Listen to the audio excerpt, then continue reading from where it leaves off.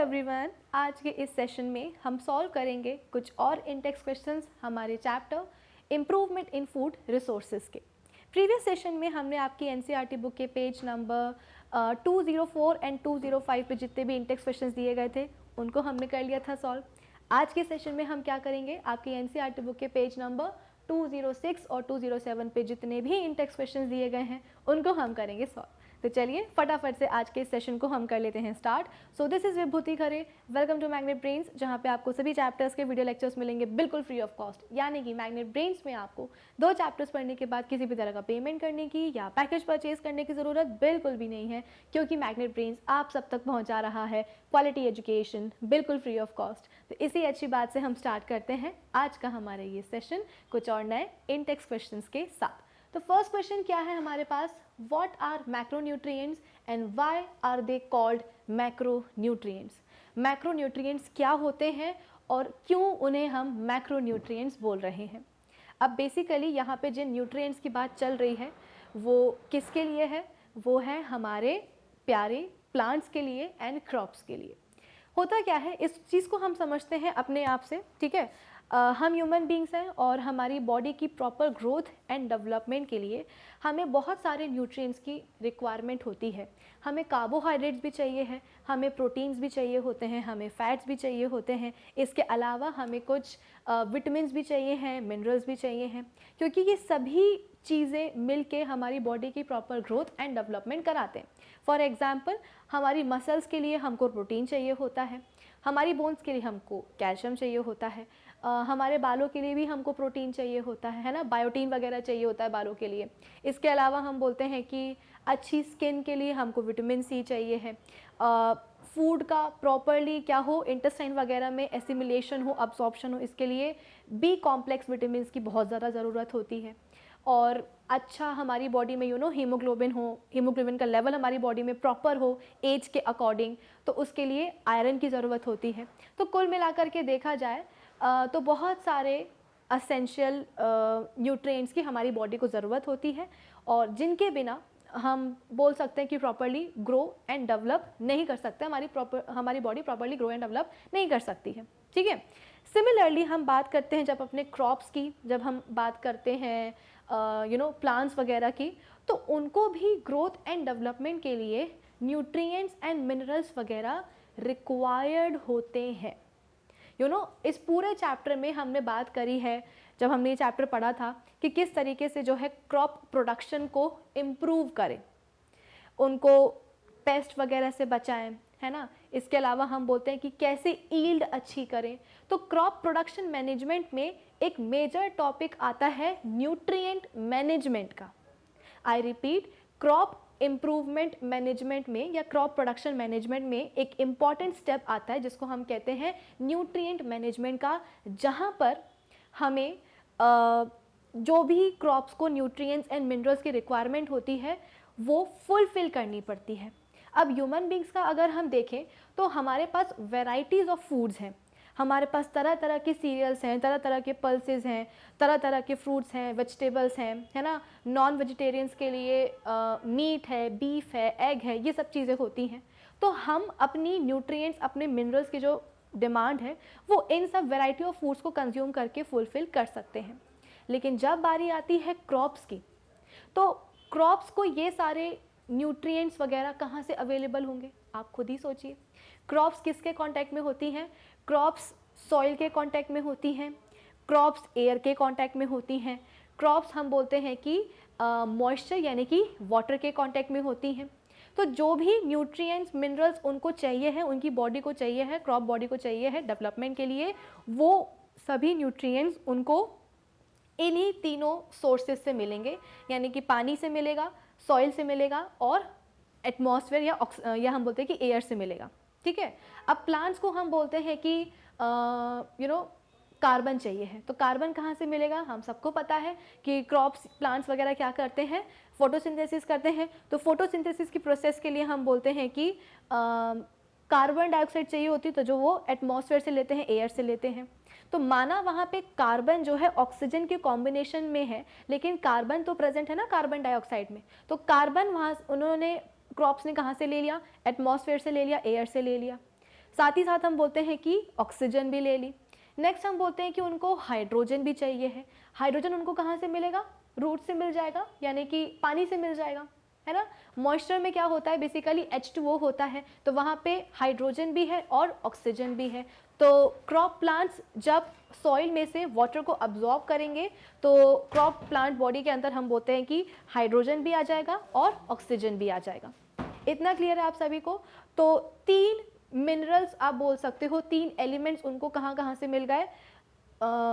एक तो हम बोलते हैं कि वाटर से मिल गए और दूसरा हम बोलते हैं कि एयर से मिल गए। कौन कौन से? Carbon, hydrogen and oxygen. ठीक है। अब इनके अलावा भी हम बोलते हैं कि कुछ न्यूट्रिएंट्स होते हैं, वो कहाँ से मिलेंगे?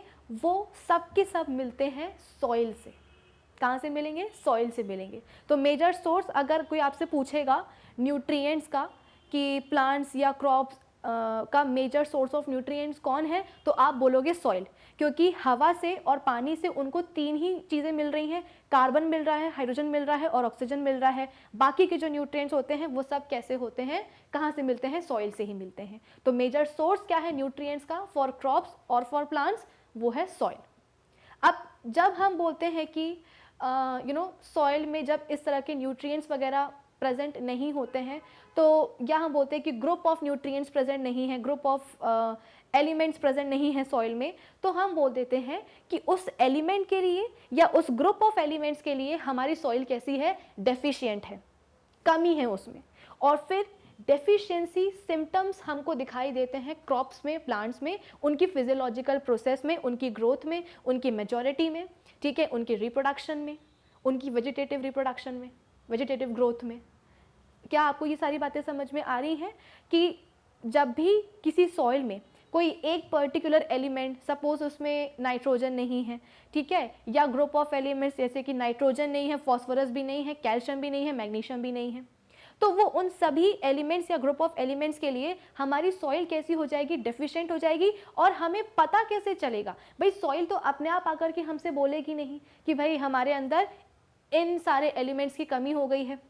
हमें कैसे पता चलेगा कि सॉइल में एलिमेंट्स की डेफिशिएंसी हो रही है? क्योंकि उस सॉइल में ग्रो हो रहे जो क्रॉप्स हैं, हमारे जो प्लांट्स हैं, उनकी बॉडी में हमें डेफिशिएंसी सिम्टम्स देखने को मिलेंगे।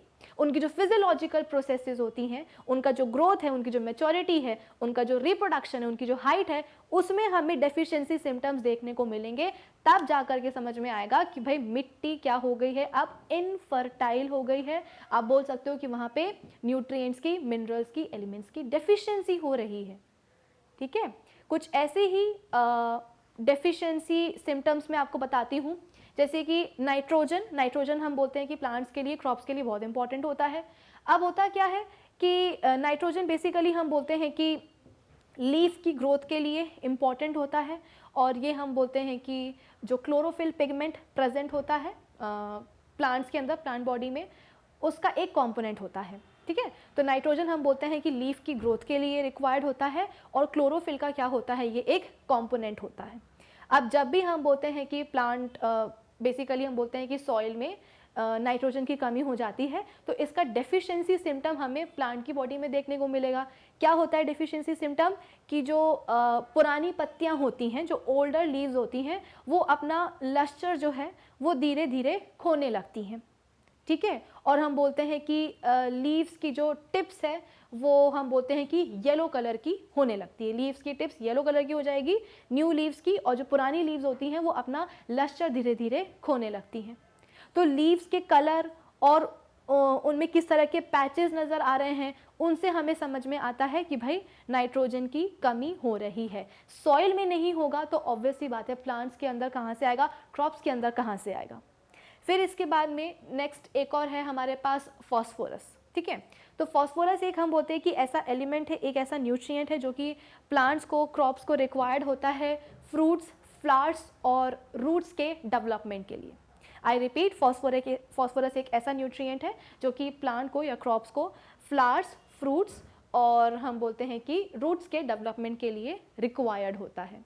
अब देखा जाए तो फॉस्फोरस जो होता है वो एक मोबाइल न्यूट्रिएंट होता है, यानी कि प्लांट बॉडी में वो मूव करता रहता है। तो जब भी हम बोलते हैं कि कोई नया टिश्यू या ऑर्गन वगैरह प्लांट में डेवलप हो रहा होता है, तो जो पुरानी पत्तियां होती हैं, जो ओल्डर लीव्स होती हैं, उनसे निकाल करके जो फॉस्फोरस है ग्रोइंग टिश्यू को दे दिया जाता है, जिससे क्या होता है कि ओल्डर लीव्स जो होती है ना, वो ज़रूरत से कुछ ज़्यादा ही डार्क ग्रीन कलर की हो जाती हैं। पत्तियों का जो कलर है वो लाइट ग्रीन से लेकर के डार्क ग्रीन तक हो जाता है, लेकिन जब उन ओल्डर लीव्स से फॉस्फोरस की कमी हो जाती है तो होगा क्या कि बेसिकली होता क्या है कि सॉइल में फॉस्फोरस की कमी हुई, अब कोई नया टिश्यू, कोई नया ऑर्गन डेवलप हो रहा है प्लांट में, तो सॉइल में तो फॉस्फोरस है नहीं, तो होगा क्या, प्लांट अपने पास जो भी जितनी भी क्वांटिटी में फॉस्फोरस वगैरह प्रेजेंट होगा वही निकाल करके क्या करेगा, दे देगा।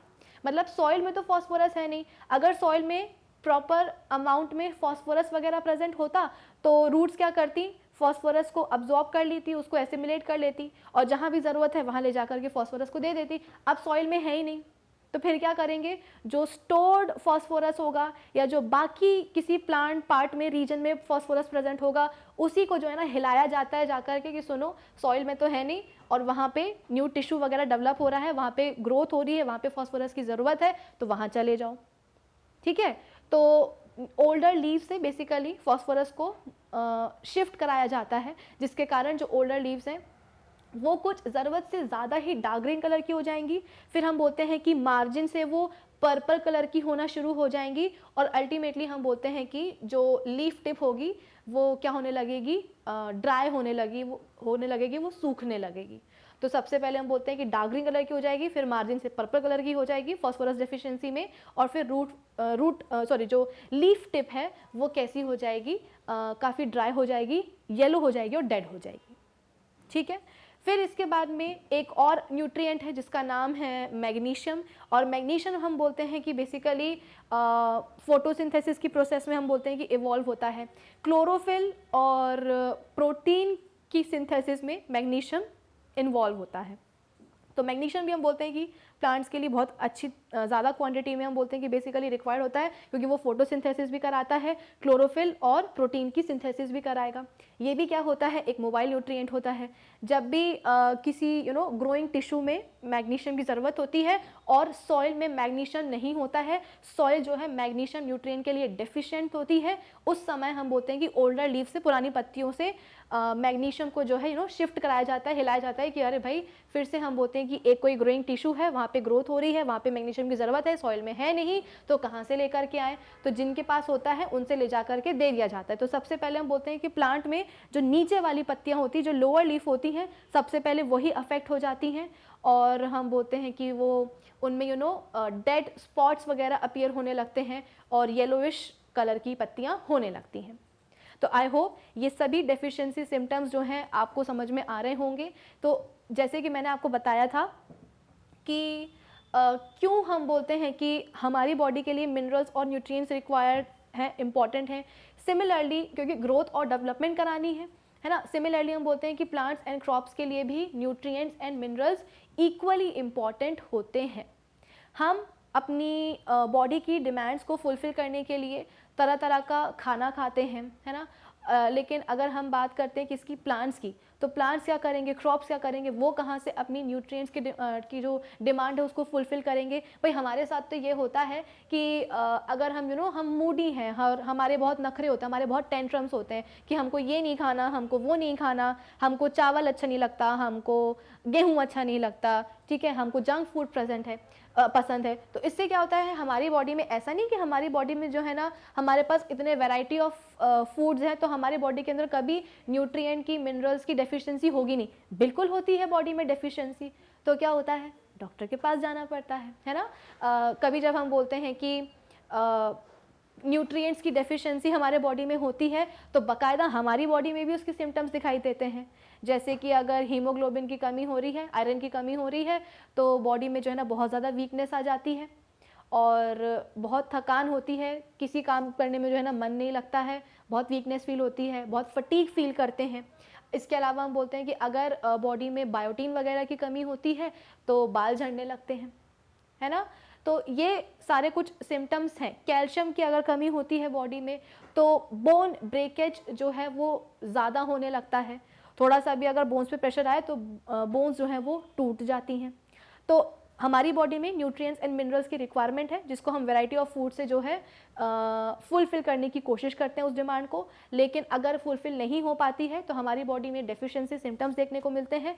और फिर उन डेफिशिएंसी सिम्टम्स को दूर करने के लिए कि भाई बॉडी में कहाँ किस चीज़ की कमी हो रही है, उसके लिए हम क्या करते हैं, सप्लीमेंट्स लेते हैं, है ना। डॉक्टर के पास जाते हैं, वो टॉनिक वगैरह लिख देते हैं मल्टीविटामिन्स की, भाई ये लेते रहो, खाने के बाद ले लेना, डिनर के बाद ले लेना, तो जो भी न्यूट्रिएंट्स की जो रिक्वायरमेंट है, विटामिन्स की कमी हो रही है, वो पूरी हो जाती है।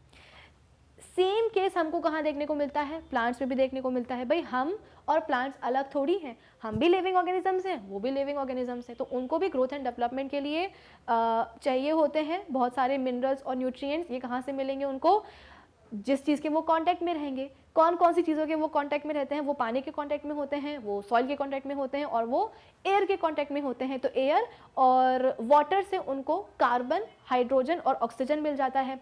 बाकी के जो अदर न्यूट्रिएंट्स होते हैं वो उनको कहाँ से मिलेंगे, सॉइल से मिलेंगे। तो सॉइल प्लांट्स के लिए क्या हो जाते हैं, एक मेजर सोर्स हो जाता है न्यूट्रिएंट्स का, ठीक है।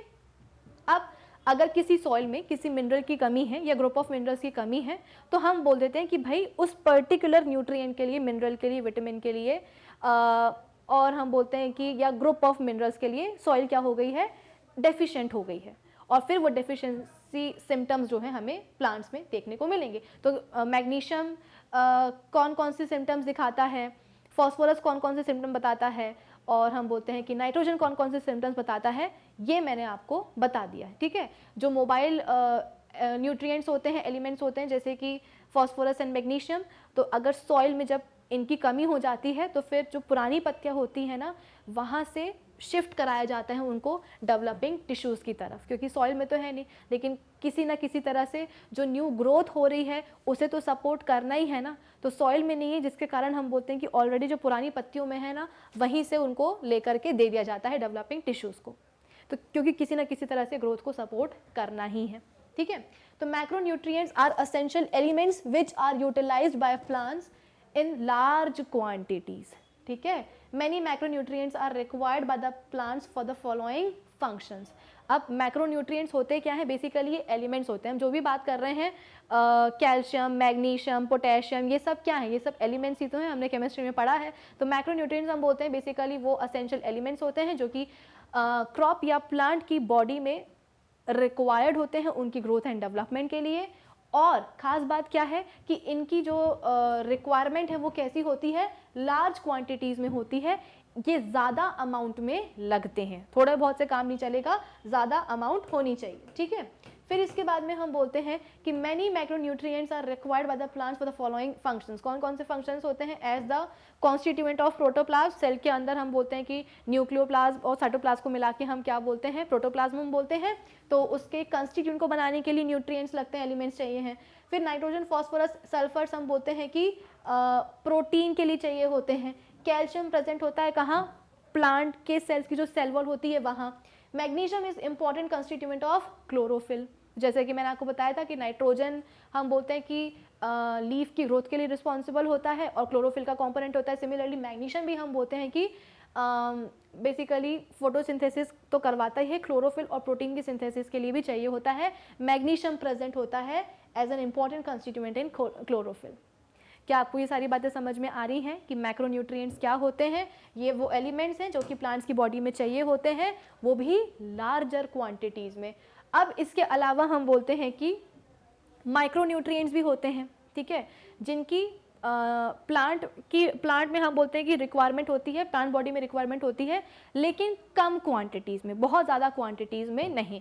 तो माइक्रो भी होते हैं, मैक्रो भी होते हैं। तो कार्बन, हाइड्रोजन, ऑक्सीजन, ये सब तो हम बोलते हैं कि मैक्रोन्यूट्रिएंट्स है। इसके अलावा कुछ और भी मैक्रोन्यूट्रिएंट्स होते हैं, जैसे कि बेसिकली कार्बन, हाइड्रोजन और ऑक्सीजन जो हैं वो क्या है, नॉन मिनरल एलिमेंट्स हैं, ठीक है। इसके अलावा हम बोलते हैं कि nitrogen, phosphorus, potassium, calcium, magnesium and sulphur, ये सब क्या है, ये हम बोलते हैं कि कुछ ये मैक्रो न्यूट्रिएंट्स है। तो इसको याद करने के लिए ट्रिक होती है, NPK and 3 other nutrients are called mega super stars भी बोल सकते हो, ठीक है, मेगा स्टार्स बोल देना सुपर से। अगर या सुपर बेसिकली सुपर का जो SU है ना उसको लिया गया है ताकि सल्फर याद रहे, ठीक है, तो सुपर का जो SU है वो क्या बता रहा है, सल्फर को डिपिक्ट कर रहा है।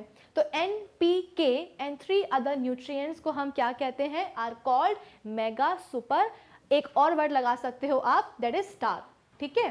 तो सुपर का सल्फर है, मेगा से हम बोलते हैं कि मैग्नीशियम आपको याद रहेगा, कॉल्ड से कॉल्ड का जो Ca है वो क्या बताएगा, कैल्शियम बताएगा। इसके अलावा NPK यानी कि नाइट्रोजन, फॉस्फोरस एंड पोटेशियम, ठीक है।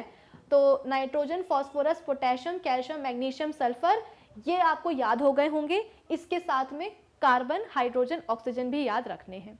ये सब क्या है, ये सब हैं मैक्रोन्यूट्रिएंट्स जो कि प्लांट को ज़्यादा क्वांटिटीज़ में लगते हैं, ठीक है। फिर इसके बाद में नेक्स्ट आते हैं हमारे माइक्रोन्यूट्रिएंट्स जो कि प्लांट की बॉडी में रिक्वायर्ड होते हैं, लेकिन कैसे होते हैं, थोड़ी कम क्वांटिटी में रिक्वायर्ड होते हैं। तो आप खुद ही सोच सकते हो कि जो मैक्रोन्यूट्रिएंट्स है जो कि बॉडी में ज़्यादा क्वांटिटी में जो रिक्वायर्ड होते हैं, तो ऑब्वियस सी बात है अगर उनकी कमी हो जाती है प्लांट बॉडी के अंदर, तो जाहिर है प्लांट्स ज़्यादा अफेक्ट होते होंगे, क्योंकि उनकी क्वांटिटी, उन प्लांट की बॉडी में उन सभी एलिमेंट्स की जो रिक्वायरमेंट है वो ज़्यादा क्वांटिटी में है, ज़्यादा चाहिए होता है। और अगर हम बोलते हैं कि ज़्यादा किसी चीज़ की कमी हो जाएगी तो उसका एडवर्स इफेक्ट ज़्यादा देखने को मिलेगा।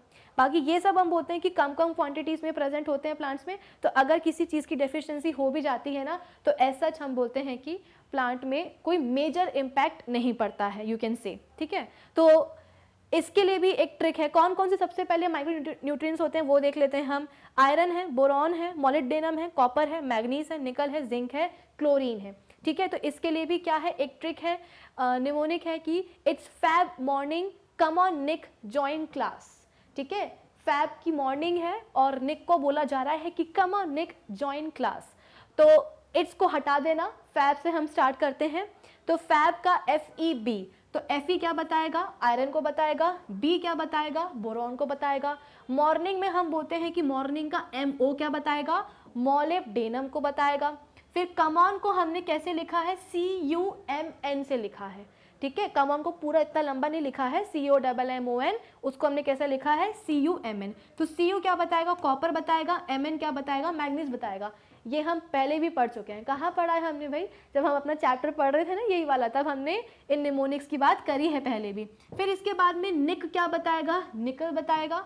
जिंक क्या बताएगा, बेसिकली जॉइन बोला जा रहा है ना, तो जॉइन को हमने जॉइन कर दिया है, तो जॉइन को हमने कैसे लिखा है, Zn, जिंक। और क्लास से कौन बता रहा है, क्या बता रहा है, क्लोरीन बता रहा है। तो ये निमोनिक्स हैं दोनों, मैक्रो और माइक्रो न्यूट्रिएंट्स को जॉइन याद करने के लिए, लर्न करने के लिए। आई होप मैक्रो न्यूट्रिएंट्स क्या होते हैं, माइक्रो न्यूट्रिएंट्स क्या होते हैं, कहाँ से इनको डिराइव किया जाता है, ये सभी बच्चों को क्लियर हो गया होगा, ठीक है। चलो अब इसके बाद में हम बात करते हैं नेक्स्ट क्वेश्चन की। नेक्स्ट क्वेश्चन क्या है हमारे पास, how do plants get nutrients. अब प्लांट्स हम बोलते हैं कि प्लांट्स को न्यूट्रिएंट्स कैसे मिलते हैं। तो plant get nutrients from air, water and soil. Soil is the major source of nutrients. 13 of these nutrients are available from the soil.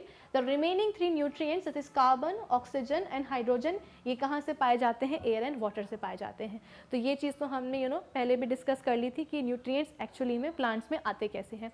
अब जैसा कि मैंने आपको बताया कि ये हमारी बॉडी के अंदर, ठीक है, हमारी बॉडी के अंदर हम बोलते हैं कि जब भी किसी चीज़ की आप बोल सकते हो कि डेफिशिएंसी होती है मिनरल्स की, न्यूट्रिएंट्स की, विटामिन्स की, तो हमारी बॉडी में सिम्टम्स दिखाई देते हैं। फिर इसके बाद में हम डॉक्टर के पास जाते हैं कि भैया ऐसी ऐसी समस्या हो रही है। डॉक्टर क्या करेगा, सप्लीमेंट्स लिख देगा, टॉनिक वगैरह लिख देगा, मल्टीविटामिन कि ये लेते रहो सब ठीक हो जाएगा। प्लांट्स में भी तो ये सब चीज़ें हो रही हैं। अब डेफिशिएंसी सिम्टम्स प्लांट्स में भी दिखाई दे रहे हैं, तो फार्मर्स क्या करेंगे। अब फार्मर्स को इन डेफिशिएंसी सिम्टम्स को ट्रीट भी तो करना पड़ेगा ना। बस ये मतलब थोड़ी है कि सॉइल में किस चीज़ की कमी थी, नहीं थी, ये पता नहीं था, तो प्लांट्स ने, क्रॉप्स ने दिखा दिया कि भाई पत्तियां पीली हो रही हैं, पर्पल कलर की हो रही हैं, अजीब सा शेप हो रहा है ना, विल्टिंग हो रही है, तमाम सारी चीज़ें हो रही हैं। लेकिन उसके बाद में क्या, नेक्स्ट स्टेप क्या होता है, ट्रीट करना पड़ेगा ना डेफिशिएंसीज को। कैसे ट्रीट करेंगे, हम कैसे करते हैं अपनी डेफिशिएंसी को ट्रीट, सप्लीमेंट्स लेकर के, मल्टीविटामिन टॉनिक्स लेकर के। सिमिलरली प्लांट्स और क्रॉप्स को भी क्या किया जाता है, आप बोल सकते हो कि टॉनिक दी जाती है, सप्लीमेंट्स दिए जाते हैं। कौन से होते हैं वो सप्लीमेंट्स, कौन से होते हैं वो टॉनिक्स, तो उनका नाम है भाई मैन्योर्स एंड फर्टिलाइजर्स। ठीक है, मैन्योर्स एंड फर्टिलाइजर्स प्लांट को, क्रॉप्स को दिए जाते हैं ताकि उनका जो डेफिशिएंसी है, मिनरल डेफिशिएंसी जो है वो 100% ख़त्म हो जाए। क्या आपको ये सारी बातें समझ में आ रही हैं? हम स्टार्ट करते हैं किसके साथ, मैन्योर्स के साथ, फिर इसके बाद में फर्टिलाइजर समझेंगे। मैन्योर्स क्या होते हैं, ये basically partially decomposed organic matter है जो कि बायोलॉजिकल होता है ओरिजिन से। I repeat, partially decomposed organic matter जो कि बायोलॉजिकल होता है ओरिजिन से, जिसका बायोलॉजिकल ओरिजिन होता है। अब बायोलॉजिकल ओरिजिन से क्या फ़ायदा हो सकता है, बायोलॉजिकल ओरिजिन वाले जो प्रोडक्ट्स होते हैं ना, उनका डिग्रेडेशन, उनका डिकम्पोजिशन बहुत ही आसान होता है। और जब ये डिग्रेडेड या डिकम्पोज्ड सब्सटेंसेस प्लांट्स में जाते हैं तो ये प्लांट्स उन सब्सटेंसेस को बहुत ही इजीली एसिमिलेट या अब्जॉर्ब कर सकते हैं। प्लस हम बोलते हैं कि इन बायोलॉजिकल ओरिजिन वाले प्रोडक्ट्स का जब डिकम्पोजिशन होता है ना, तो अंदर ही अंदर एक मिनरल्स की रिसाइकलिंग भी हो जाती है। ये मिनरल की रिसाइकलिंग कैसे होती है ये मैं आपको अभी बताऊंगी जब हम टाइप्स ऑफ मैन्योर्स पढ़ेंगे। तो मैन्योर्स क्या होता है ये आपको समझ में आ गया, पार्शली डिकम्पोज ऑर्गेनिक मैटर है जो कि बायोलॉजिकल होता है ओरिजिन में। फिर इसके बाद में हम बोलते हैं कि ये रिच होता है ऑलमोस्ट सभी न्यूट्रिएंट्स में जो कि प्लांट्स को, क्रॉप्स को अपनी ग्रोथ एंड डेवलपमेंट के लिए चाहिए होता है। तो मैन्योर्स को बेसिकली बना करके सॉइल में ऐड कर दिया जाता है, तो सॉइल हम बोलते हैं कि न्यूट्रिएंट से रिच हो जाती है, सॉइल फर्टाइल हो जाती है, और जिसके कारण हम बोलते हैं कि इन न्यूट्रिएंट्स को अब्जॉर्ब करके क्रॉप्स और प्लांट्स भी क्या हो जाते हैं, हेल्दी हो जाते हैं। और हेल्दी अगर होंगे तो ऑब्वियस सी बात है क्रॉप प्रोडक्शन क्या हो जाएगा, अच्छा हो जाएगा, इम्प्रूव हो जाएगा। ये इतनी सारी जो हम मेहनत कर रहे हैं अच्छी क्वालिटी के सीड लेकर के आना है ना, बायोटिक और एबायोटिक फैक्टर्स को इतना कीनली ऑब्जर्व करना, मैक्रोन्यूट्रिएंट्स क्या हैं, माइक्रोन्यूट्रिएंट्स क्या हैं, उनके बारे में पढ़ना, उनको याद करना, आखिर ये सब हम कर क्यों रहे हैं? ये सब हम इसलिए कर रहे हैं क्योंकि हमें किसी भी तरह से क्रॉप प्रोडक्शन को क्या करना है, इम्प्रूव करना है, इंक्रीज करना है। क्योंकि ह्यूमन पॉपुलेशन एक ऐसी चीज़ है जो कि एवर ग्रोइंग, एवर इंक्रीजिंग है, मतलब वो बढ़ती जा रही है, कोई उसके पास फुल स्टॉप नहीं है। तो इतनी एवर इंक्रीजिंग पॉपुलेशन की जो फूड डिमांड है उसको फुलफिल करने के लिए हमको अपनी तरफ से क्या करने पड़ रहे हैं, एफर्ट्स करने पड़ रहे हैं हमको, मतलब कि हमारे फार्मर्स को अपनी तरफ से क्या करने पड़ रहे हैं, कुछ एफर्ट्स करने पड़ रहे हैं ताकि सेम पोर्शन ऑफ लैंड में, जितना लैंड है उतने ही लैंड में हम बोलते हैं कि ज़्यादा से ज़्यादा क्रॉप प्रोडक्शन हो और उसको मार्केट में बेचा जाए और लोगों की जो रिक्वायरमेंट है, जो डिमांड है वो फुलफिल की जाए। तो ये सब हम क्यों कर रहे हैं, क्रॉप प्रोडक्शन को मैनेज करने के लिए, इम्प्रूव करने के लिए, इंक्रीज़ करने के लिए। अब 4 टाइप के हम बोलते हैं कि मैन्योर्स होते हैं। एक होता है कौन सा, एक होता है फार्म यार्ड मैन्योर। क्या नाम है, फार्म यार्ड मैन्योर। इसमें क्या होता है, इसमें बेसिकली हम बोलते हैं कि जो फार्म वेस्ट होता है, फार्म मतलब कि खेत वगैरह का, खेत खलियान का जो वेस्ट होता है, जैसे कि कैटल्स, गाय भैंसों का जो डंक होता है वो, इसके बाद में उनका जो यूरिन होता है वो, ठीक है। और हम बोलते हैं कि कुछ गाजर घास होती है जिसको हम वीड्स कहते हैं, जो अननेसेसरली डिज़ायर्ड क्रॉप्स के साथ में बेवजह ही उग जाती है, तो उन वीड्स को भी हटाना पड़ता है। वीड्स के बारे में भी हम पढ़ेंगे अपने नेक्स्ट सेशन में, ठीक है, जब हम वीड्स के ऊपर कुछ क्वेश्चन सॉल्व करेंगे। तो वीड्स वगैरह, गाजर घास वगैरह, और जैसे कि हम बात करते हैं गेहूं की, ठीक है, तो गेहूं में हमको चाहिए क्या रहता है, उसकी फसल में जो सीड ग्रेन्स होते हैं जिसको हम गेहूं के दाने कहते हैं वो हम निकाल लेते हैं। इसके बाद में गेहूं का इतना सारा जो बड़ा पौधा है वो तो वेस्ट हो जाता है, हम पौधे तो खाते नहीं हैं, तो वो जो पौधे बचते हैं, ठीक है, वो सूखे हुए पौधे और फार्म वेस्ट तरह तरह का, इन सब वेस्ट को, फार्म वेस्ट को एक साथ कंबाइन किया जाता है। कैटल का उनमें डंक भी आ गया है, यूरिन भी आ गया है, गाजर घास वगैरह भी आ गई है, सूखे हुए पेड़ पौधे भी आ गए हैं जिसका अब कोई काम नहीं है, फसल वगैरह, उन सबको इकट्ठा किया जाता है और उन सब को नेचुरली डिकम्पोज होने के लिए छोड़ दिया जाता है, ठीक है। कैसा डिकम्पोजिशन होगा, पार्शियल डिकम्पोजिशन होगा। कौन करेंगे, माइक्रो ऑर्गेनिजम्स वगैरह, बैक्टीरिया करेंगे, फंगस करेंगे, और बेसिकली उसको कन्वर्ट कर देते हैं वो किस में, हमस में। नेचुरल रिसोर्सेज चैप्टर में मैंने आपको हमस के बारे में बहुत ही डिटेल में बताया है कि हमस हम बोलते हैं कि एक ऑर्गेनिक मैटर होता है, ठीक है, और ये सॉइल की फर्टिलिटी डिसाइड करता है कि सॉइल कितनी फर्टाइल है। अगर हमस ज़्यादा होगा तो सॉइल हम बोलते हैं कि फर्टाइल कहलाएगी, अगर हमस कम होगा तो सॉइल थोड़ी सी लेस फर्टाइल हो जाएगी, ठीक है। अलग अलग लेयर्स में ये सॉइल में मतलब प्रेजेंट होता है, कभी इसकी लेयर थिन होती है, कभी किसी सॉइल में थिक होती है, कुछ इस तरीके से। फिर इसके बाद में हम बोलते हैं कि हमस अगर सॉइल में प्रेजेंट है तो इससे अच्छी तो कोई बात है ही नहीं। क्यों? क्योंकि हमस जो है वो बेसिकली सॉइल को पोरस बनाता है, यानी कि सॉइल के पार्टिकल्स के बीच में थोड़े से गैप्स ले आता है, और इन्हीं गैप्स में हम बोलते हैं कि पानी और एयर आकर के ट्रैप हो जाती है। तो जब हम ऐसी हमस रिच सॉइल में किसी भी क्रॉप को, किसी भी प्लांट को ग्रो करवाएंगे तो क्रॉप और प्लांट्स की जो रूट्स होती हैं वो एट द सेम टाइम उनको न्यूट्रिएंट्स और मिनरल्स तो मिलेंगे ही, साथ ही साथ हम बोलते हैं कि उनको वाटर भी मिल जाएगा, और हम बोलते हैं कि एयर भी मिल जाएगी। एयर एटमॉस्फेयर से भी मिल सकती है, लेकिन हाँ रूट्स के लेवल से भी आ सकती है। तो सॉइल को पोरस बनाने के लिए हमस बहुत इंपॉर्टेंट होता है। और अगर हमारे पास ऐसा मैन्योर है, एक ऐसी टेक्निक है जहाँ से हम फार्म के वेस्ट को कन्वर्ट कर पा रहे हैं हमस में, तो इससे अच्छी तो कोई बात हो ही नहीं सकती है। तो इसे हम क्या कहते हैं, इसे हम कहते हैं फार्म यार्ड मैन्योर, ठीक है।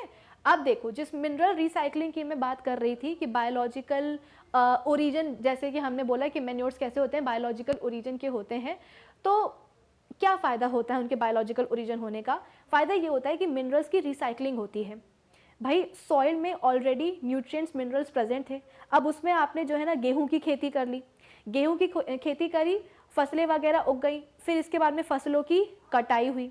कटाई होने के बाद में क्या हुआ, फसलों से जो वीट के ग्रेन्स थे, जो अनाज था वो बाहर निकाल लिया गया, बाकी जो धान वगैरह है, जो पत्तियां हैं, जो स्टॉक वगैरह है, वो सब रह गई।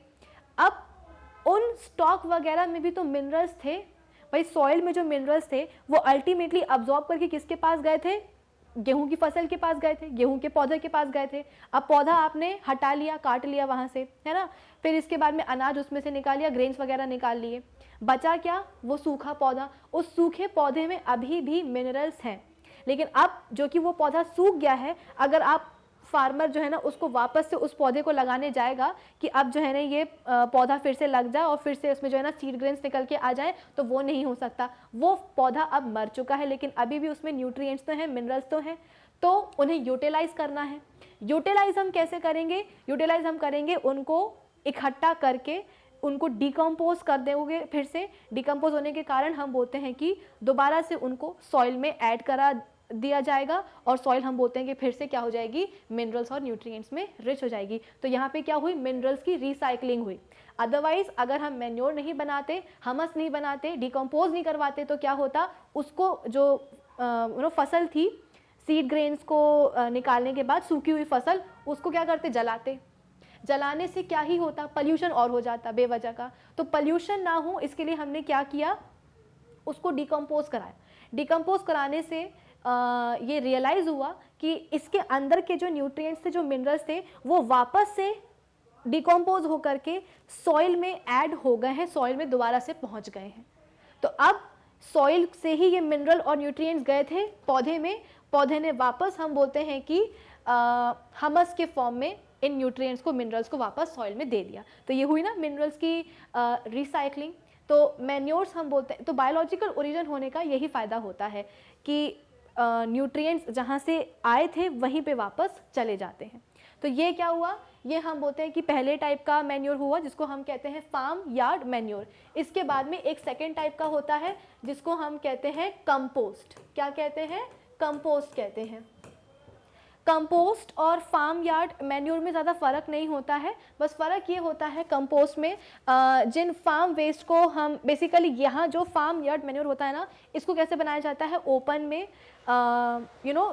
फार्म वेस्ट लेते हैं और उसका डिकम्पोजिशन कराते हैं। लेकिन कंपोस्ट में क्या होता है, बाकायदा डिज़ायर्ड पिट्स बनाए जाते हैं, या आप उनको स्टोरेज बॉक्स टाइप के भी आप उनको मान सकते हो, स्टोरेज डिवाइसेस, या उनको हम पिट्स बोल सकते हैं। पिट्स बनाए जाते हैं और इन पिट्स में हम बोलते हैं कि जो फार्म वेस्ट है, यानी कि सूखे हुए पौधे, गाजर घास, ठीक है, गाय भैंसों का गोबर, इन सबको लिया जाता है और डिकम्पोज कराया जाता है माइक्रो ऑर्गेनिज्म से, बैक्टीरिया से, फंगस में। और ये कैसे होता है, ये हम बोलते हैं कि एक पर्टिकुलर ड्यूरेशन के लिए होता है। तो पर्टिकुलर प्लेस में, यानी कि पिट्स में डिकम्पोजिशन कराया जाता है फार्म वेस्ट का, प्लस हम बोलते हैं कि डिज़ायर्ड टाइम तक कराया जाता है। यूजुअली हम बोलते हैं कि 6 से 8 महीने में कंपोस्ट जो है वो रेडी हो जाता है, यानी कि 6 से 8 महीने में 6 से 8 महीने तक क्या करते हैं, इन सब फार्म वेस्ट को ऐसे ही पिट्स में स्टोरेज टैंक में भर के रख देते हैं और उनको डिकम्पोज होने के लिए छोड़ देते हैं। अब कभी कभी क्या होता है कि इस पिट को ऊपर से कवर भी कर दिया जाता है। क्यों कवर किया जाता है? वाटर लॉजिंग को प्रिवेंट करने के लिए। वाटर लॉजिंग क्या होता है? वाटर लॉजिंग हम बोलते हैं बेसिकली कि जब मिट्टी जो है ना वो सैचुरेट हो जाए पानी से। भाई मिट्टी की तो टेंडेंसी होती है पानी को अब्जॉर्ब करने की, तो जब मिट्टी में बहुत ज़्यादा ही पानी भर जाए, इतना ज़्यादा जो कि उस गीली मिट्टी में फर्दर हम बोलते हैं कि प्लांट्स ग्रो ना कर पाए, तो ऐसी सिचुएशन को हम क्या कहते हैं? वाटर लॉजिंग कहते हैं। तो आप खुद ही सोचो, कंटेनर अगर हम बोलते हैं कि खुला रहेगा, पिट्स अगर खुले रहेंगे, PITS पिट्स कहते हैं, ठीक है, पिट्स अगर हम बोलते हैं कि खुले रहेंगे रेनी सीजन के टाइम पे, तो पानी मस्त आएगा और जो भी डिकम्पोजिशन हुआ है फार्म वेस्ट का, उसमें हम बोलते हैं जाकर के मिक्स हो जाएगा और अल्टीमेटली क्या होगा, पानी उसमें भरता जाएगा और वो जो भी डिकम्पोज्ड प्रोडक्ट है, जो मैन्योर है, वो क्या हो जाएगा, पानी से सैचुरेट हो जाएगा। ठीक है, तो वो सिचुएशन भी नहीं आनी है, इसलिए वाटर लॉजिंग को प्रिवेंट करने के लिए रेनी सीजन में इसको ढक दिया जाता है, कवर कर दिया जाता है। ठीक है, तो ये हो गया क्या, कंपोस्ट हमारा। अब इसके बाद में एक और टाइप का मैन्योर होता है, ठीक है, जिसको हम क्या कहते हैं, ग्रीन मैन्योर कहते हैं। क्या बोलेंगे भाई? उसे हम कहेंगे ग्रीन मैन्योर। अब ये ग्रीन मैन्योर क्या होता है? एक्चुअल जो सीड क्रॉप्स के जो सीड्स है ना, उनको सो करने के पहले यानी कि उनको गाड़ने के पहले leguminous and non leguminous plants को ग्रो कराया जाता है। अब ये दूसरी स्ट्रैटेजी, अभी तक हम क्या कर रहे थे, फार्म वेस्ट को इकट्ठा कर रहे हैं, डिकम्पोजिशन करा रहे हैं, ठीक है, इसके बाद में उसको सॉइल में जाकर के इनकॉर्पोरेट कर रहे हैं, बेसिकली हम खाद डाल रहे हैं। मैन्योर का मतलब क्या होता है? खाद डालना, ठीक है। तो लेकिन अब यहाँ पे हम कुछ अलग चीज़ ट्राई करने की कोशिश कर रहे हैं। क्या करने की कोशिश कर रहे हैं? इसीलिए इसका नाम पड़ा है ग्रीन मैन्योर। यहाँ पे अभी हम डिकम्पोजिशन नहीं करा रहे हैं शुरुआत से, डिकम्पोजिशन होगी लेकिन वो बाद में होगी। इनिशियली क्या होता है कि जो भी आपको अनाज या सीड्स जो है ना सो कराने हैं जिस भी क्रॉप के, सपोज हमें गेहूं की ही फसल जो है ना उगानी है, तो इससे पहले कि हम गेहूं डालें, भाई गेहूं क्या है, खुद ही क्या है, एक सीड ग्रेन है, तो गेहूं को जब हम डालते हैं तो उसमें से अपने आप हम बोलते हैं कि सीड जर्मिनेट होता है, उसी में से पौधा निकलता है और वो पौधा हम बोलते हैं कि ग्रो करता है और फर्दर उसी पौधे में फिर से हम बोलते हैं कि सीड ग्रेन्स आ जाते हैं। तो इससे पहले कि हम गेहूं जो सीड ग्रेन्स हैं उनको हम मिट्टी में सो करें, गाड़े, इसके पहले क्या होता है, लेग्यूमिनस और नॉन लेग्यूमिनस प्लांट्स को मिट्टी में, उसी मिट्टी में ग्रो करवाया जाता है। ठीक है, ग्रो कराया, फिर इसके बाद में हम बोलते हैं कि जब वो प्लांट्स कैसे होते हैं, यंग होते हैं, ग्रीन होते हैं, मतलब ऐसा नहीं है कि एक पूरा सीज़न ही उनको दे दिया है ग्रो करने के लिए कि मस्त उसमें जो है ना फसलें आ रही हैं, मस्त उसमें लेग्यूमिनस, उसमें जो है ना फ्रूट्स आ रहे हैं, उसकी सीड्स आ रहे हैं, ऐसा नहीं होगा। जब वो प्लांट्स लेग्यूमिनस या नॉन लेग्यूमिनस प्लांट्स जो हैं वो जब वो ग्रीन होते हैं, जब वो यंग होते हैं, उसी टाइम पर उनकी प्लाउइंग कराई जाती है और उनको बेसिकली उनका एक मल्च बना दिया जाता है। ठीक है, प्लाउइंग से क्या करते हैं, एक मल्च बना देते हैं। ठीक है, मल्च मतलब क्या होता है भाई? मल्च मतलब होता है कि एक बेसिकली एक प्रोटेक्टिव कवरिंग टाइप की होती है अबव सॉइल, और ये जो कवरिंग होती है ये काफ़ी न्यूट्रिएंट में रिच होती है। तो आप ऐसा समझ सकते हो कि नन्हे नन्हे पौधे थे लेग्यूमिनस और नॉन लेग्यूमिनस प्लांट्स के, और उन पौधों को जो है ना आपने जोत दिया है, यानी कि उसकी जुताई कर दी है, आपने प्लॉइंग कर दी है और उसके बाद में उसको अच्छी तरीके से कुचल दिया है। जिससे क्या होता है कि जो सॉइल होती है जिसमें कि वो पौधे लगे होते हैं वो नाइट्रोजन में और फास्फोरस में रिच हो जाते हैं। अब ये जो मल्च लेयर बनी है ना, उसको नेचुरली डिकम्पोज होने के लिए छोड़ देते हैं। यानी कि डिकम्पोजिशन यहाँ भी हो रहा है, लेकिन वो कहाँ हो रहा है, सॉइल में रहते हुए ही हो रहा है। और इनिशियली शुरुआत डिकम्पोजिशन से नहीं हुई थी भाई। अभी तक हमने जो फार्म यार्ड मैन्योर देखा था, जो हमने कंपोस्ट देखा था, वहाँ पे हमने शुरुआत से डिकम्पोज करके जो है ना डिकम्पोज्ड ऑर्गेनिक मैटर को सॉइल में डाला था। लेकिन यहाँ पे क्या हो रहा है, यहाँ पे सॉइल में ही डिकम्पोजिशन की प्रोसेस हो रही है। जो लेग्यूमिनस और नॉन लेग्यूमिनस प्लांट्स को हमने क्या किया है, ग्रो करवा करके उनके यंग प्लांट्स को हमने प्लाउइंग की हेल्प से क्या कर दिया है, मल्च की लेयर बना दी है, मल्चिंग करवा दी है। अब ये जो मल्च लेयर है ये फर्दर इसको डिकम्पोज होने के लिए सॉइल में छोड़ दिया जाता है। यानी कि अच्छी तरीके से प्लांट्स का कुचुम्बर बनाया और उस प्लांट्स के कुचुम्बर को अब क्या करा है, छोड़ दिया है डिकम्पोज होने के लिए नेचुरली बैक्टीरिया और फंगस से। तो इससे क्या होगा, सॉइल फर्टाइल हो जाएगी। और जब हम बोलते हैं कि जो यंग प्लांट्स थे लेग्यूमिनस या नॉन लेग्यूमिनस प्लांट्स के, वो जब अच्छी तरीके से उनका डिकम्पोजिशन हो जाता है, फिर इसके बाद में उसी सॉइल में जब सॉइल फर्टाइल बन चुकी होती है, उसके बाद में हम बोलते हैं कि जो भी आपको सीड्स ग्रो करवाने हो, जो भी आपको क्रॉप ग्रो करवाना हो, उसके सीड्स फार्मर्स डाल देते हैं। तो इसे हम क्या कहते हैं, ग्रीन मैन्योर कहते हैं। मैन्योर तो ये बना, लेकिन कैसे बना, ग्रीन प्लांट से बना, यंग प्लांट से बना। ठीक है। फिर इसके बाद में एक लास्ट मैन्योर आता है जिसका नाम है क्या, वर्मी कंपोस्ट। क्या नाम है इसका, vermi compost. Vermi compost basically कौन बनाता है, तो और कोई नहीं, हमारे प्यारे अर्थवर्म, जिनके बारे में हमने पहले भी पढ़ा है अपने प्रीवियस सेशन में, जिनको हम फार्मर्स का फ्रेंड बोलते हैं। वर्मी कंपोस्ट इन्हीं से बनाया जाता है।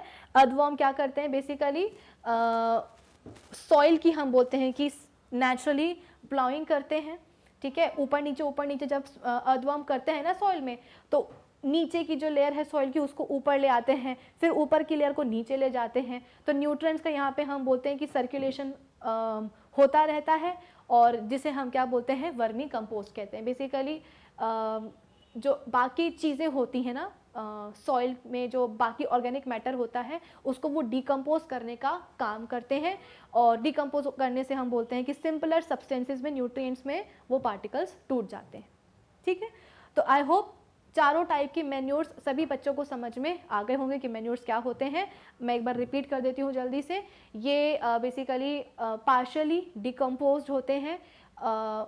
पार्शली डिकम्पोज ऑर्गेनिक मैटर है जो कि बायोलॉजिकल होता है ओरिजिन में। ये सॉइल में डाला जाता है, सॉइल की फर्टिलिटी इंक्रीज हो जाती है और सभी असेंशियल न्यूट्रिएंट्स में ये रिच होता है और प्लांट्स इसको इजीली अब्जॉर्ब कर सकते हैं। अब्जॉर्ब करने के बाद में प्लांट्स की जो ग्रोथ है वो बहुत बढ़िया हो जाती है और जिसकी हेल्प से हम बोलते हैं कि क्रॉप प्रोडक्शन भी इम्प्रूव हो जाता है, ईल्ड अच्छी आने लगती है। चार टाइप के होते हैं। एक हो गया सबसे पहला अपना कौन सा, फार्म यार्ड मैन्योर, जिसमें हम बोलते हैं कि फार्म वेस्ट जितना भी होता है, गाय भैंसों का गोबर, इसके अलावा उनका यूरिन, इसके अलावा जो सूखे हुए पौधे होते हैं, गाजर घास होती है, जो फसलें होती है सूखी हुई, उन सबको मिला करके नेचुरली डिकम्पोज कराते हैं माइक्रो ऑर्गेनिज्म से और हमस बनाते हैं और इस हमस को सॉइल में ऐड कर दिया जाता है। कंपोस्ट में भी सेम प्रोसीजर फॉलो होता है, बस यहाँ पे डिज़ाइंड पिट्स में ये चीज़ें होती हैं, कंटेनर्स में होती हैं और उस एक पर्टिकुलर पीरियड तक हम बोलते हैं कि डिकम्पोजिशन करवाते हैं। लगभग 6 से 8 महीने तक फार्म वेस्ट का डिकम्पोजिशन होता रहता है। उसके बाद में हम बोलते हैं कि कंपोस्ट रेडी हो जाता है सॉइल में ऐड करने के लिए। ठीक है, फिर इसके बाद में हम बोलते हैं कि इसको कवर भी कर देते हैं ताकि वाटर लॉजिंग वगैरह ना हो पाए। फिर इसके बाद में नेक्स्ट आया कौन सा, हमारा ग्रीन मैन्योर, जिसमें कि एक्चुअल क्रॉप के सीड्स को सो करने के पहले लेग्यूमिनस या नॉन लेग्यूमिनस प्लांट्स को ग्रो करवाते हैं सॉइल में। जब वो प्लांट्स यंग होते हैं, ग्रीन होते हैं, उसी समय उनकी प्लॉइंग कर देते हैं, मल्चिंग कर देते हैं, एक मल्च लेयर बना देते हैं और फिर इसके बाद में इस लेयर के कारण सॉइल जो है नाइट्रोजन और फॉस्फोरस में रिच हो जाती है। फिर फर्दर हम बोलते हैं कि इस मल्च लेयर को नेचुरल डिकम्पोजिशन होने के लिए छोड़ देते हैं। फिर इसके बाद में जब डिकम्पोजिशन हो जाता है उसके बाद में एक्चुअल क्रॉप्स के सीड्स को सो किया जाता है और फिर वर्मी कंपोस्ट हम बोलते हैं कि अर्थवर्म से बनता है। आई होप मैन्योर्स के बारे में आप इतना सभी को क्लियर हो गया होगा। तो मैन्योर्स हम बोलते हैं कि बायोलॉजिकल ओरिजिन के होते हैं, इनको डिकम्पोज करना आसान होता है। देखो ना, 6 से 8 महीने के लिए अपने आप क्या होते हैं, डिकम्पोज हो जाते हैं। तो इनको डिकम्पोज करना आसान है, प्लांट्स के लिए इनको अब्जॉर्ब करना आसान है, प्लस हम बोलते हैं कि ये मिनरल्स की रिसाइकलिंग भी करवाते हैं। आई होप इतना सभी को समझ में आ गया होगा। अब हम बात करते हैं किसकी, हमारे फर्टिलाइजर्स की। तो फर्टिलाइजर्स बेसिकली हम बोलते हैं कि ये कमर्शियली सिंथेसाइज्ड केमिकल सब्सटेंसेस होते हैं, केमिकल प्रोडक्ट्स होते हैं, जो कि अगेन हम बोलते हैं कि सभी न्यूट्रिएंट्स वगैरह में रिच होते हैं। इनको सॉइल में जो है ऐड करा जाता है, सॉइल जिससे हम बोलते हैं कि न्यूट्रिएंट्स से रिच हो जाती है, और बेसिकली क्रॉप्स की, प्लांट्स की जो वेजिटेटिव ग्रोथ होती है, यानी कि नए पत्तियों का आना, नई ब्रांचेस को आना, ठीक है, उसको हम क्या कहते हैं, उनकी क्रॉप्स की या प्लांट्स की वेजिटेटिव ग्रोथ कहते हैं। तो बेसिकली फर्टिलाइजर्स हम बोलते हैं कि कमर्शियली सिंथेसाइज्ड केमिकल्स होते हैं, केमिकल सब्सटेंसेस होते हैं जो कि रिच होते हैं सभी न्यूट्रिएंट्स में, सॉइल में डाला जाता है, सॉइल को में हम बोलते हैं जितने भी न्यूट्रिएंट्स की डेफिशिएंसी है उन डेफिशिएंसीज को दूर किया जाता है, सॉइल को फर्टाइल बनाने की कोशिश की जाती है, और इन न्यूट्रिएंट्स को प्लांट्स क्या करते हैं, अब्जॉर्ब करते हैं, क्रॉप्स अब्जॉर्ब करती हैं, क्रॉप्स हम बोलते हैं कि हेल्दी हो जाती हैं, वो वेजिटेटिव ग्रोथ शो करने लगती हैं, और जिसके कारण हम बोलते हैं कि क्रॉप प्रोडक्शन भी इम्प्रूव हो जाता है। सबसे पहले हम बोलते हैं कि अमोनियम सल्फेट नाम का फर्टिलाइज़र आया था, इसके बाद में हम बोलते हैं कि यूरिया का डेवलपमेंट हुआ, फिर इसके बाद में हम बोलते हैं कि डायमोनियम फॉस्फेट वगैरह आया, और फिर उसके बाद में तो आज के टाइम पे हमारे पास बहुत सारे अलग अलग टाइप के क्या हैं, फर्टिलाइज़र्स हैं। लेकिन अगर मैं आपसे पूछूं कि मैन्योर्स और फर्टिलाइज़र्स में बेहतर कौन है, तो आपका जवाब होना चाहिए मैन्योर। क्यों? क्योंकि ये नेचुरल हैं, ये बायोलॉजिकल ओरिजिन के हैं, ये बेसिकली नेचर में ही मैन्योर प्रेजेंट होता है। आप खुद ही सोचो ना, खाद को बनाने के लिए, मैन्योर को बनाने के लिए क्या हमको कोई नई चीज़ खरीद के लानी पड़ी? जो फार्म में वेस्ट प्रेजेंट था, जो सूखी हुई सड़ी हुई सब्जियां हो गई, सूखे हुए पौधे हो गए, काऊ डंग वगैरह हो गया, इन्हीं सब चीज़ों से तो क्या बन गया, मैन्योर बन गया, खाद बन गई। कोई नई तीसरी चीज़ हमको बाहर से खरीद के नहीं लाने पड़ी। और जिन भी चीज़ों से खाद बनी है वो सब कैसी थी, नेचुरल चीज़ें थी, इसीलिए उसको बायोलॉजिकल ओरिजिन का बोला है। बायोलॉजिकल ओरिजिन के फायदे होते हैं कि वो मिनरल्स की रिसाइकलिंग करते हैं, लेकिन ये बायोलॉजिकल ओरिजिन के हो कैसे पाते हैं, क्योंकि ये सब चीज़ें नेचुरली नेचर में एग्जिस्ट कर रही थी। भाई कैटल्स है तो उनका डंक तो निकले ही गा ना, उसी डंक को ले लिया, सूखे हुए पौधे ले ली, गाजर घास ले ली, और उसी से मिलाकर के क्या बना दिया, खाद बना दी। लेकिन जब हम बात करते हैं फर्टिलाइजर्स की, तो ये केमिकल्स होते हैं, और ये केमिकल्स नेचर में नेचुरली एग्जिस्ट नहीं करते हैं, इनको फैक्ट्रीज में सिंथेसाइज करवाना पड़ता है। ठीक है, तो ये जो केमिकल्स होते हैं ना, इनको जब भी सॉइल में ऐड किया जाता है तो बहुत ही सोच समझ के ऐड करना पड़ता है। क्वांटिटीज और प्रपोर्शन का खेल होता है।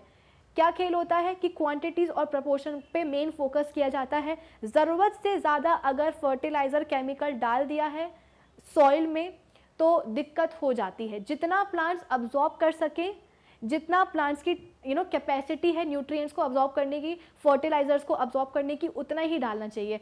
अदरवाइज क्या होगा, सॉइल पोल्यूशन होगा, और हम बोलते हैं कि वाटर पोल्यूशन भी होगा। वाटर पोल्यूशन कैसे हो सकता है, सॉइल में हमने बोला कि बहुत सारा फर्टिलाइजर डाल दिया, फर्टिलाइजर मतलब क्या, केमिकल्स ही होते हैं।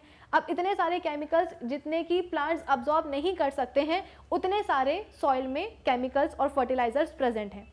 जितना प्लांट्स को अब्जॉर्ब करना था उतना उन्होंने कर लिया, बाकी कहाँ प्रेजेंट है, सॉइल में ही प्रेजेंट है। अब हो गई बारिश, बारिश से क्या हुआ, बारिश का पानी बहा तो अपने साथ साथ हम बोलते हैं कि थोड़ी बहुत सॉइल को भी बहा करके ले गया, या अगर सॉइल को बहा करके नहीं लेके गया है लेकिन सॉइल के ऊपर से तो गुजरा है ना, तो केमिकल्स फर्टिलाइजर्स में यूज़ होने वाले जो केमिकल्स हैं वो पानी के साथ बह जाएंगे। और हम सबको पता है कि अल्टीमेटली ये पानी कहाँ जाता है, नदियों में ही जाता है, या तालाब में जाएगा, या लेक वगैरह में जाएगा, पॉन्ड में जाएगा।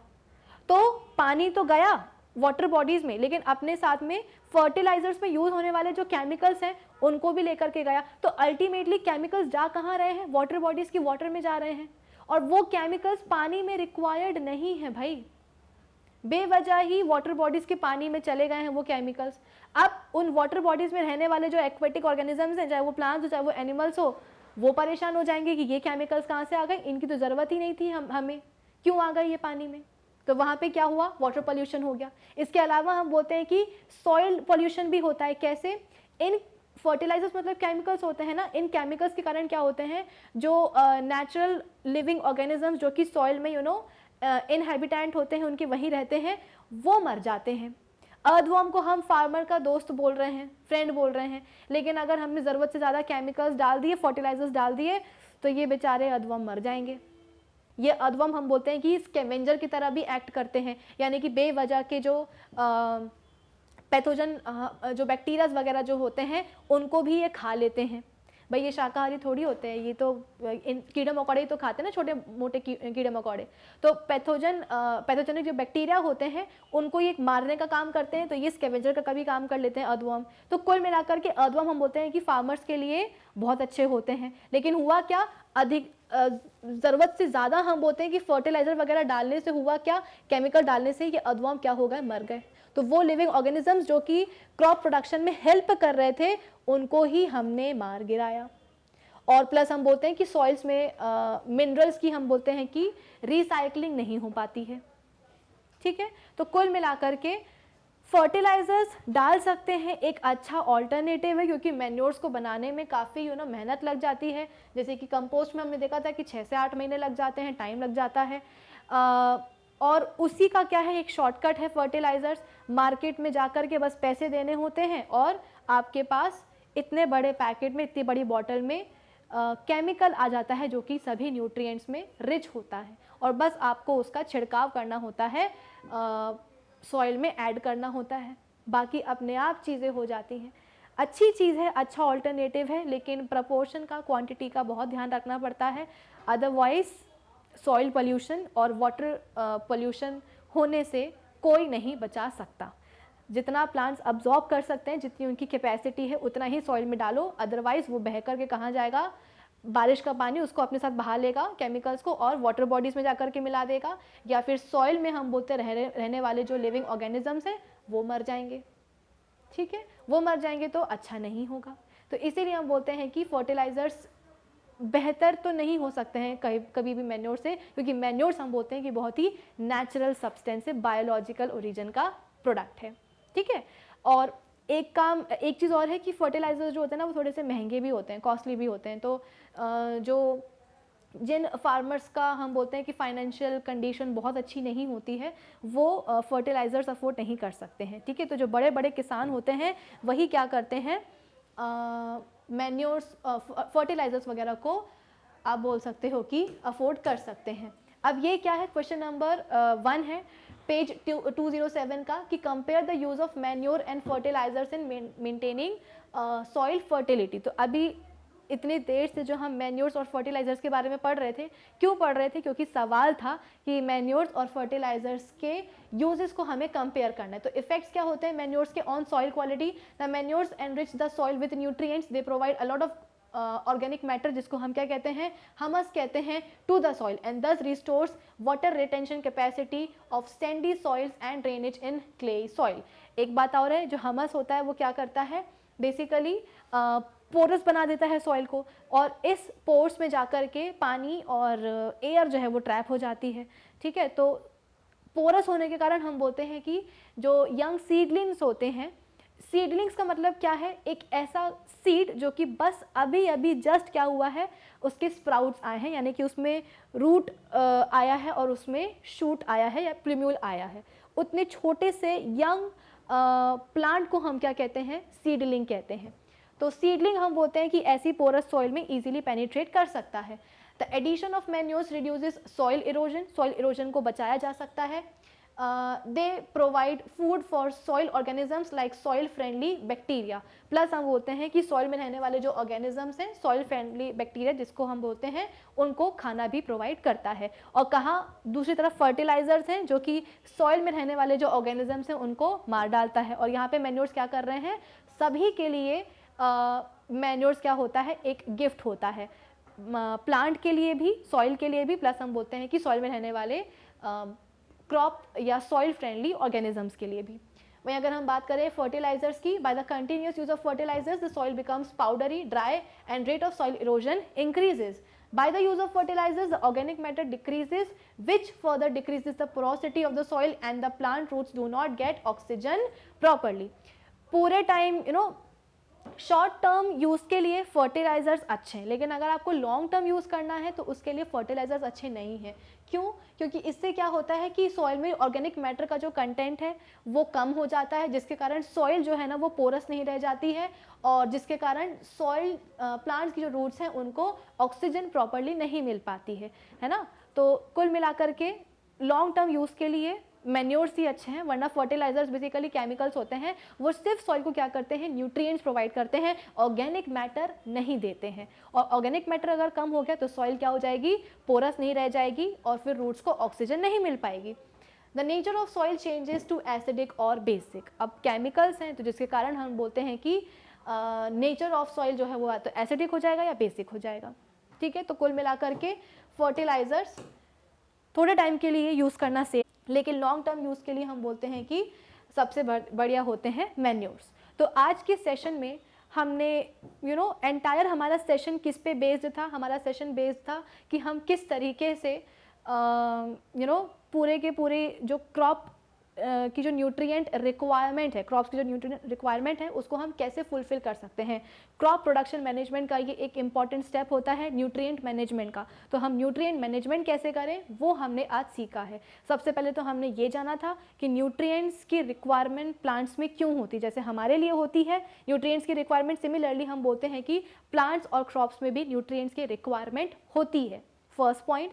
फिर इसके बाद में अगर नहीं सॉइल में न्यूट्रिएंट्स वगैरह अवेलेबल होंगे तो डेफिशिएंसी सिम्टम्स क्रॉप्स और प्लांट बॉडीज़ में दिखाई देंगे।